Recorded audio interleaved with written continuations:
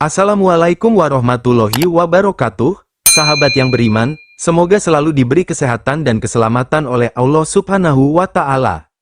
Pada kesempatan kali ini kami Cahaya Islam Channel akan membahas kisah Sunan Kalijaga yang tidak sholat ketika bertapa. Dikisahkan di bumi Tuban, Jawa Timur saat kerajaan Majapahit mengalami masa surut lahir seorang anak bernama Raden Said. Raden Said lahir dari keluarga Adipati Tuban bernama Tumenggung Wilantika atau Raden Sahur. Masa kecil Raden Said diwarnai oleh keprihatinan atas ketidakadilan dan penderitaan rakyat. Akibat beban semakin berat, Raden Said yang kemudian dikenal sebagai Sunan Kalijaga mengambil jalan berbeda. Kisah ini bermula tatkala kerajaan Majapahit mengalami penurunan pamor. Tuban, sebuah wilayah di Jawa Timur, terjerat dalam cengkraman kekeringan dan kesengsaraan.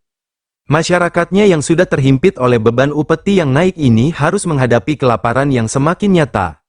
Raden Said sang putra mahkota menyaksikan penderitaan yang dialami oleh rakyatnya ini dengan hati yang berat.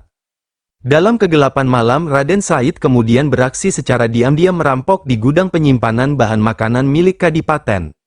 Ia kemudian membagikan hasil rampokan tersebut secara rahasia kepada rakyat yang kelaparan. Aksinya ini meski berbahaya namun ternyata membawa sinar harapan bagi banyak jiwa yang terdesak.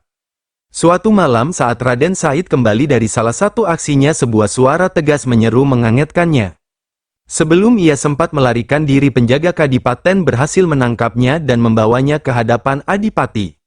Di hadapan Adipati Tumenggung Wilantika, Raden Said harus dihadapkan pada konsekuensi atas perbuatannya selama ini. Demi kehormatan keluarga, bagaimana kau bisa melakukan ini? Tanya Adipati dengan nada penuh kekecewaan. Raden Said dengan mata yang berbinar karena keadilan menjawab, bagaimana saya bisa berdiam diri Ramanda ketika rakyat kita menderita? Apakah kehormatan keluarga lebih penting dari nyawa mereka? Ujarnya. Pertanyaan Raden Said tentu meninggalkan Adipati tanpa jawaban, namun tindakan yang ia lakukan tidak bisa dibiarkan tanpa hukuman. Meskipun dengan hati yang berat, Adipati memutuskan nasib putranya yang harus terusir dari Kadipaten. Untuk kesalahanmu, engkau harus meninggalkan Kadipaten ini, ujar Adipati, suaranya penuh dengan kesedihan. Diusir dari Kadipaten, Raden Said berjalan tanpa arah, di bawah rembulan jiwanya yang berontak dan rasa keadilannya tidak padam, malah semakin berkobar. Dari sinilah perjalanan Raden Said yang akan dikenal sebagai Sunan Kalijaga menuju kesadaran spiritual dan pembelaan terhadap kaum tertindas benar-benar dimulai. Terkucil dan tanpa tempat untuk kembali, Raden Said merenungkan nasibnya di pinggiran hutan Jatiwangi.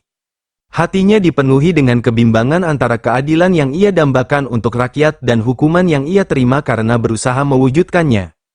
Dalam kesunyian malam, ia bertekad untuk melanjutkan perjuangan meski harus menyimpang dari jalur yang selama ini ia kenal.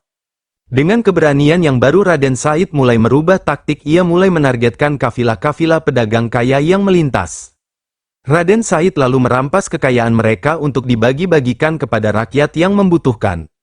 Namanya pun terkenal dengan sebutan Lokajaya, di mana ketika nama ini disebut orang-orang langsung lari karena saking takutnya. Namun suatu hari saat menyusuri tepian hutan Jatiwangi, Raden Said melihat sosok tua berjalan sendirian yang kemudian dikenal sebagai Sunan Bonang yang kebetulan melintasi hutan tersebut. Raden Said mendekati dengan niat untuk merampok. Ia terpikat oleh tongkat yang tampak seperti emas di tangan sang laki tua tersebut. Namun saat ia mendekat, Sunan Bonang dengan tenang menoleh ke arahnya.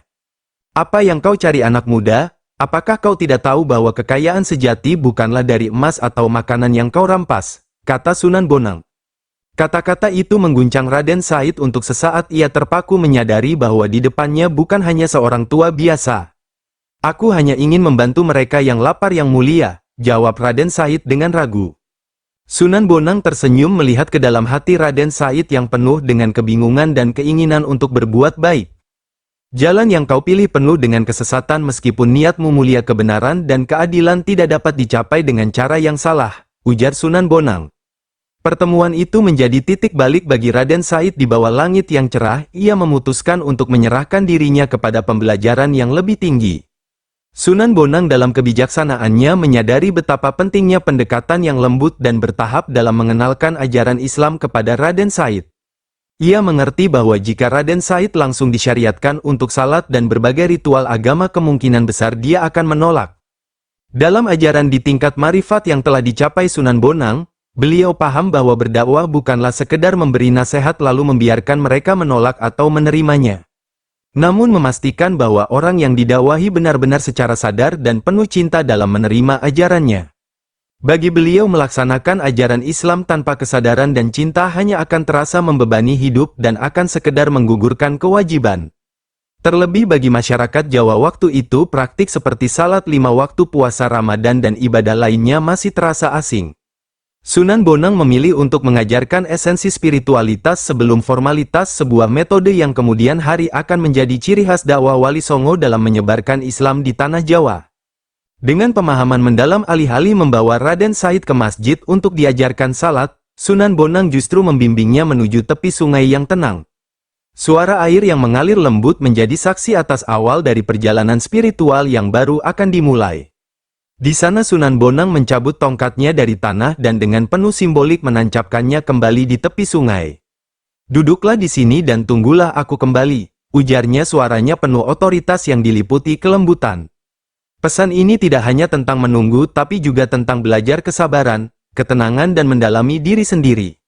Ini merupakan langkah pertama Raden Said dalam transformasinya menjadi seorang wali yang akan menyebarkan ajaran Islam. Raden Said meski bingung dengan instruksi yang diberikan merasakan kedamaian yang aneh. Ia lantas duduk bersila menghadap air yang berkilauan menunggu tanpa tahu harus menunggu sampai kapan. "Bagaimana cara saya mengetahui kebenaran yang mulia? Apa yang harus saya lakukan selama menunggu?" tanya Raden Said, suaranya mencerminkan kerinduan akan bimbingan. Sunan Bonang menjawab, "Kebenaran akan datang kepada mereka yang sabar dan hati yang terbuka. Tunggulah dengan kesabaran dan pelajarilah apa yang diberikan alam kepadamu. Waktu akan menjadi gurumu dan alam akan menjadi sahabat dalam kesendirian," kata Sunan Bonang. "Dalam kesunyian dan kesederhanaan kamu akan menemukan jawaban yang kamu cari," ujarnya. Perintah itu bukan tanpa maksud. Sunan Bonang memahami bahwa untuk memasuki dunia spiritual Raden Said harus terlebih dahulu mengosongkan diri dari segala prasangka dan ego. Metode pendidikan spiritual yang digunakan Sunan Bonang ini bertujuan untuk membangun pondasi yang kuat dalam diri Raden Said. Pondasi yang tidak hanya berlandaskan pada ritual agama yang kaku tapi lebih pada pemahaman mendalam tentang esensi keberadaan dan koneksi dengan Yang Maha Kuasa. Ingat, anak muda, ini bukan hanya tentang menunggu secara fisik, ini adalah tentang memahami diri sendiri, mempelajari kesabaran dan mendekatkan diri kepada Allah, kata Sunan Bonang mengingatkan. "Selama aku tidak ada, amatilah alam ini, bagaimana ia bekerja, renungkan bagaimana kehidupan bermula dan temukan kebenaran yang sesungguhnya," katanya lagi. Hari-hari pun berlalu, Raden Said tetap duduk di tepi sungai mengamati alam dan merenung dalam kesunyian seorang diri. Ia mulai memahami bahwa dalam kesederhanaan dan kesabaran terdapat pelajaran-pelajaran kehidupan yang tidak pernah ia temui dalam kekayaan atau kekuasaan. Di perbatasan dua alam antara darat dan air, ia banyak mendengarkan suara hewan dan tumbuhan yang diterpa angin. Mulai dari jeritan rusa yang diterkam harimau, suara kecepuk ikan mengambil nafas di permukaan air, hingga merasakan bagaimana rumput mulai tumbuh. Alam dengan segala elemennya menjadi guru, mengajarkan tentang siklus kehidupan, ketabahan dan keterhubungan semua makhluk. Dari sini Raden Said semakin sadar bahwa alam bukan hanya berbicara tentang manusia saja, tetapi juga hewan, tumbuhan dan benda mati seperti batu serta air yang turut mengisi kehidupan. Mereka semua saling membutuhkan, tidak boleh ada yang tertindas kecuali dengan kebijaksanaan alam secara keseluruhan. Melalui metode pendidikan ini Sunan Bonang berhasil meletakkan dasar yang akan mengantarkan Raden Said pada jalan spiritualitas Islam yang lebih dalam. Raden Said belajar bahwa spiritualitas bukan hanya tentang menjalankan ritual tanpa memahami esensinya, melainkan tentang membangun hubungan yang erat dengan Pencipta dan seluruh ciptaannya, baik yang hidup maupun benda mati. Tongkat yang ditancapkan Sunan Bonang di tepi sungai tidak hanya menjadi simbol kesabaran dan penantian, namun juga menjadi penanda perjalanan spiritual Raden Said. Tongkat itu seperti Raden Said berdiri teguh menantikan saatnya untuk berbuah, mengakar dalam tradisi spiritual yang akan membawanya menjadi salah satu penyebar Islam terbesar di tanah Jawa.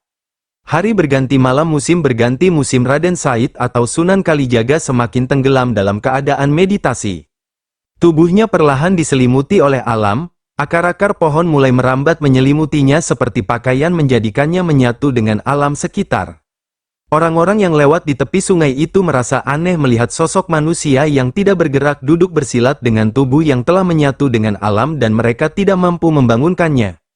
Di sisi Raden Said, tongkat yang pernah ditanamkan oleh Sunan Bonang tetap berdiri kokoh seolah menjadi penjaga setia atas meditasinya. Tak seorang pun yang ada mampu mencabutnya seolah-olah telah melekat kuat pada tanah, simbol dari keteguhan dan kepatuhan spiritualnya. 3 tahun berlalu hingga suatu hari Sunan Bonang kembali ke tempat itu menemukan muridnya masih dalam keadaan meditasi. Kemudian Sunan Bonang mengumandangkan azan dengan suara yang merdu dan penuh kekuatan spiritual. Suara azan itu memecah keheningan dengan menembus kedalaman meditasi Raden Said membawanya kembali ke alam sadar. Mata Raden Said perlahan terbuka menyaksikan dunia yang tampak berbeda dari sebelumnya. Dengan azan yang masih bergema di telinganya, Raden Said merasakan kehadiran spiritual yang mendalam seakan baru saja terlahir kembali. Sunan Bonang dengan senyum penuh kasih membantu Raden Said berdiri menghapus lapisan alam yang telah menyelimutinya. Inilah saatnya Raden Said, ujar Sunan Bonang, kamu telah menunjukkan kesetiaan dan keteguhan hati yang luar biasa, ujarnya lagi. Sekarang saatnya kamu mempelajari ilmu-ilmu agama Islam secara lebih formal untuk mempersiapkan diri dalam peran baru yang akan kamu emban, ujarnya. Setelah pembelajaran intensif di bawah bimbingan Sunan Bonang, Raden Said atau Sunan Kalijaga memulai perjalanannya sebagai salah satu pengibar agama Islam di tanah Jawa. Dengan kebijaksanaan dan pengalaman spiritual yang mendalam, ia mengembangkan metode dakwah yang unik menggunakan pendekatan lembut dan menyisipkan nilai-nilai Islam ke dalam tradisi lokal. Hal itu tentu membuat pesan-pesan dakwahnya diterima dengan lebih mudah oleh masyarakat, membuka hati mereka tanpa perasaan terpaksa atau terbebani. Dalam salah satu perjalanannya, Sunan Kalijaga menyanyikan syair-syair dakwah yang merdu, lirik-liriknya yang penuh makna tidak hanya indah didengar, tetapi juga mengandung pesan mendalam tentang kehidupan, keimanan, dan kebijaksanaan. Hal ini menarik perhatian seseorang termasuk Cakrajaya perampok yang terkenal kejam dan ditakuti. Cakrajaya yang tadinya berniat mencari mangsa di daerah tersebut menjadi terpaku mendengarkan syair yang dinyanyikan Sunan Kalijaga. Keindahan syair tersebut menyentuh sesuatu di dalam hatinya yang selama ini terkubur oleh kehidupan penuh kekerasan yang dijalaninya. Setelah pertemuan itu, Cakrajaya mendekati Sunan Kalijaga mengungkapkan kekagumannya terhadap syair-syair tersebut dan keinginannya untuk mengenal lebih jauh tentang ajaran yang disampaikan. Sunan Kalijaga yang melihat potensi perubahan dalam diri Cakrajaya menyambutnya dengan hangat. Jalan menuju kebenaran memang panjang dan memerlukan kesabaran serta keikhlasan, kata Sunan Kalijaga kepada Cakrajaya. Jika engkau benar-benar ingin mengubah hidupmu, pertama-tama, engkau harus bersedia untuk bertapa merenungkan setiap perbuatanmu dan memohon ampun kepada Allah atas segala dosa. Terkesan dengan kebijaksanaan dan kedamaian yang ditawarkan Sunan Kalijaga, Cakrajaya memutuskan untuk mengikuti jejaknya. Terlebih Cakrajaya mengetahui bahwa Sunan Kalijaga adalah Lokajaya, seorang yang disegani dan ditakuti di kalangan perampok. Dengan restu dan bimbingan dari Sunan Kalijaga, Cakrajaya pun memulai perjalanan spiritualnya sendiri. Ia lalu menarik diri ke dalam hutan untuk bertapa, merefleksikan hidupnya dan berusaha menemukan jalan untuk kembali ke jalan yang benar. Setelah 44 tahun, kisah Cakrajaya yang bertapa dalam kesunyian hutan menjadi legenda di kalangan masyarakat. Sunan Kalijaga yang telah mengajarkan ilmu kepada banyak murid dan menyebarkan Islam dengan pendekatan yang penuh kasih merasa tiba saatnya untuk kembali menemukan Cakrajaya. Namun hutan tempat Cakrajaya yang bertapa telah menjadi sangat lebat, menyulitkan pencarian kala itu. Dengan kebijaksanaan dan pertimbangan yang mendalam, Sunan Kalijaga memutuskan untuk menggunakan cara yang tidak biasa dengan membakar hutan. Pembakaran hutan ini bukan tindakan sembarangan, melainkan dilakukan dengan doa dan niat agar api hanya membersihkan jalan tanpa merusak esensi kehidupan di dalamnya. Ketika api mereda, Cakrajaya ditemukan dalam keadaan tidak terbakar, tengah duduk bersila dalam meditasi yang dalam. Hal ini menjadi bukti kekuatan iman dan perlindungan Allah terhadap hambanya yang setia. Dengan hati yang bersyukur, Sunan Kalijaga mendekati Cakrajaya membangunkannya dari meditasinya. Cakrajaya yang kini telah mencapai tingkat kesadaran spiritual yang tinggi menyambut gurunya dengan rasa hormat yang mendalam. Sunan Kalijaga kemudian mengajarkan ilmu agama Islam kepadanya untuk memperdalam pemahamannya tentang kehidupan. Kemudian juga tentang keimanan dan bagaimana menerapkannya dalam kehidupan sehari-hari.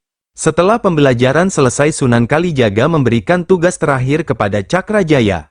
Kini saatnya kamu menggunakan ilmu dan kebijaksanaan yang telah kamu peroleh untuk kebaikan umat, kata Sunan Kalijaga. Aku ingin kamu membangun sebuah desa di tanah ini, tempat di mana kamu telah bertapa dan mendapatkan pencerahan, ujarnya. Biarlah bisa ini menjadi simbol kebangkitan, tempat di mana orang-orang dapat belajar dan hidup dalam damai serta keharmonisan, tambahnya. Cakrajaya dengan penuh haru menerima tugas tersebut, lalu dengan bantuan masyarakat sekitar dan murid-murid Sunan Kalijaga, ia membangun desa yang kemudian dikenal dengan nama Desa Geseng. Sebuah nama yang mengingatkan pada peristiwa besar yang telah membawa mereka ke pertemuan yang sakral. Geseng yang berarti terbakar adalah simbol dari pembersihan dan awal yang baru. Desa Geseng berkembang menjadi sebuah komunitas yang kuat di mana nilai-nilai Islam diajarkan dan dihidupi, menjadi saksi atas keajaiban dan kekuatan iman. Demikian tadi kisah Sunan Kalijaga yang lebih diajarkan untuk mengenal diri dan pengendalian ego terlebih dahulu sebelum belajar sholat oleh Sunan Bonang. Wallahu alam bisawab. Semoga dari kisah ini kita dapat mengambil pelajaran dan semakin menambah ketakwaan kita kepada Allah Subhanahu wa Ta'ala. Wassalamualaikum warahmatullahi wabarakatuh.